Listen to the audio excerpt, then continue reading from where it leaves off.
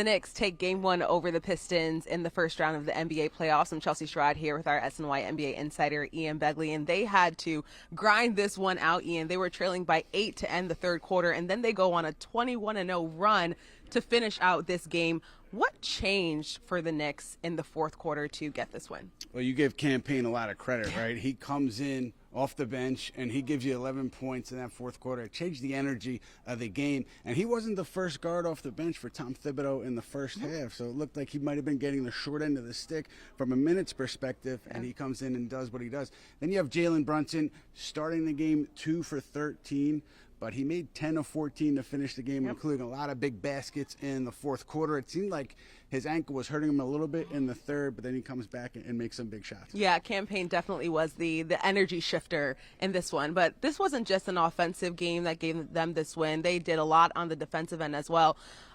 Cade Cunningham, he didn't get into double-figure scoring until late in the third quarter, and he was averaging close to 31 points per game during the regular season when these two teams met up. How do you feel about the defensive approach for the Knicks? Yeah, they went OG Anunoby early and often. You know, you were wondering, are they going to go Bridges? Are they going to go Josh Hart? And they went Anunoby, and it worked out really well. Yeah. I just think his size and his ability to move laterally, it bothered Cade Cunningham. They forced him into a bunch of turnovers. They got him. He was uncomfortable, it seemed like, parts of the night. Obviously, Detroit was shooting the ball incredibly well early on, really the first three quarters, and then maybe variance kicks in. The Knicks get a little lucky there, but you give Anunoby a lot of credit for doing what the Knicks brought him here to do, which is to shut down the opposing team's top player. Yeah, they were shooting over 50% from three for the majority of this game.